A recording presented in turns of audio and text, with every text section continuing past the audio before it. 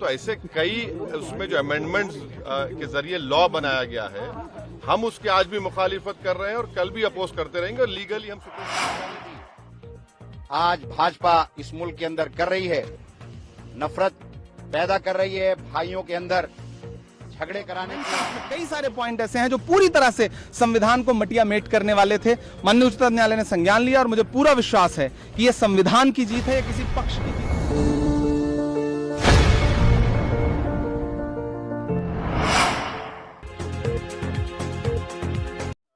Article 25, article 26, 14 और 15 और 29 का ग्रेव वायलेशन है। ये हम पहले से ही बोल दिया है और आज फिर आपके सामने रिपीट कर रहा हूँ। 5 साल प्रैक्टिसिंग मुसलमान का तो रहेगा, अब उसको कौन डिसाइड करेगा? अब कोई महिला है, उसको कौन डिसाइड करेगा? तो ऐसे कई उसमें जो अमेंडमेंट्स के जरिए लॉ बनाया गया है, हम उसके आज भी मुखालिफत कर रहे हैं और कल भी अपोज करते रहेंगे और लीगली हम सुप्रीम कोर्ट ने चैलेंज किए। हम उसको उन तमाम चीजों को violation of the fundamental right. हमारे वकील और तमाम सीनियर वकील, वो सारे वकील पेश हुए, उन तमाम वकीलों का हम शुक्रगुजार हैं और हमें सुप्रीम कोर्ट से यही उम्मीद थी कि फैसला हमारे हक में आएगा। जिस तरह से आज केंद्र सरकार के वकील ने कहा, कल जो जज साहब ने बात कही थी कि हम जो वक्फ बाय यूजर प्रॉपर्टी हैं, इनके साथ कोई छेड़छाड़ नहीं करेंगे, रजिस्ट्रेशन में किसी किस्म का कोई छेड़छाड़ नहीं करेंगे और जो वक्फ बोर्ड जो बनाएंगे उसमें किसी मेंबर को ना ऐड करेंगे, ना ही कोई मेंबर हम बनाएंगे, ना ही कोई वक्फ बोर्ड जो है हम फॉर्म करेंगे। तो 8 दिन का 28 तारीख को नेक्स्ट हियरिंग है। उसके बाद 5 दिन हम लोगों को जवाब दाखिल करना है। 5 पिटीशन लीड रहेंगी, 1, 2, 3, 4, 5। बाकी जो भी रिट है वो एज ए एप्लीकेशन ट्रीट की जाएगी।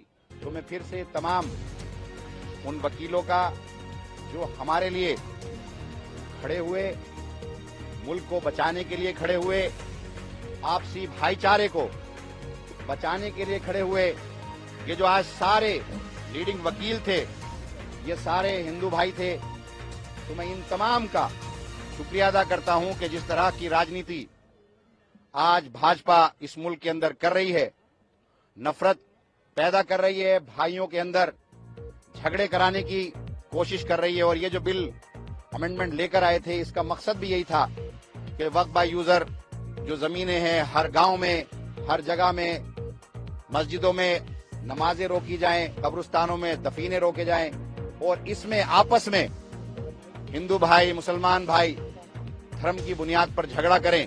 तो आज मैं तहे दिल से शुक्रगुजार हूं सुप्रीम कोर्ट का और उन तमाम वकीलों का और उन लोगों का जिन लोगों ने हमारा साथ दिया, दुआएं की हमारे लिए। अगर इसमें हियरिंग 28 को यहाँ पर 28 अप्रैल को जवाब देना है, नोटिस किया है केंद्र को, और 5 मई को पहली हियरिंग है। जो इस केस की हियरिंग है वो 5 मई को है। 5 जो रिट हैं वो जो है लीड करेंगी। तो मैं आप तमाम मीडिया के भाइयों का भी शुक्रगुजार करना चाहूंगा कि आप सबने इसमें जिस तरह से हम तमाम लोगों का साथ दिया, वो तारीफ के काबिल है। शुक्रिया। देखिए, उस पे उनको मालूम था कि इसमें स्टे होने जा रहा है, तो उन्होंने खुद ही कहा कि हम इसमें कुछ करेंगे, तो एज ए स्टे ही ट्रीट होगा। बिल्कुल पूरी तरह से हम मुतमईन हैं।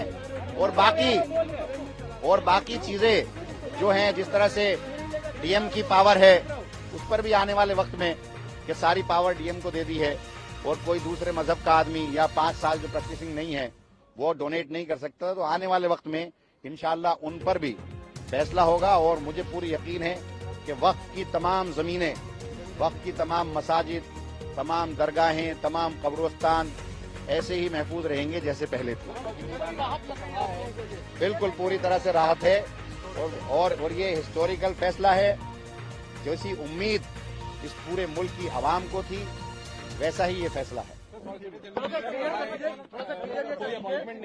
रोक लगाई है, एक तो नई नियुक्तियां नहीं होंगी, डिनोटिफाई नहीं किया जाएगा, जो वो पुराने मामलों में डिनोटिफाई नहीं किया जाएगा या नए मामले में? देखिए, किसी भी मामले में एज इट इज रहेगा, किसी भी मामले में जो भी वक्फ बाय यूजर है, नहीं, सब में वो क्लियर किया है। किसी तरह का कोई भी डिनोटिफिकेशन, बिल्कुल किसी तरह का कोई भी छेड़छाड़ नहीं होगी, जैसे चल रहा था।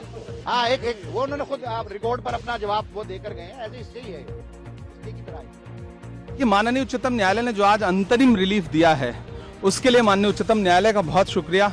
और वो सारे पॉइंट जो हमने पिटीशन में रखे थे, जो हमने पार्लियामेंट में उठाए थे, उसको ज्यादातर को माननीय उच्चतम न्यायालय ने संज्ञान लिया, कंसीडर किया। और आज जो रिलीफ है वो ये दर्शाती है कि ये कानून कहीं ना कहीं संविधान के खिलाफ बना है। जो अमेंडमेंट्स हैं उसमें कई सारे पॉइंट ऐसे हैं जो पूरी तरह से संविधान को मटिया मेट करने वाले थे।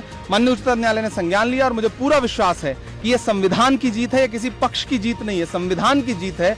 और आने वाले दिनों में जब फिर से सुनवाई होगी तो माननीय उच्चतम न्यायालय और मजबूती से इसमें रिलीफ देगा और सरकार की जमीन हड़पने की जो साजिश है उस साजिश को माननीय उच्चतम न्यायालय रोकेगा।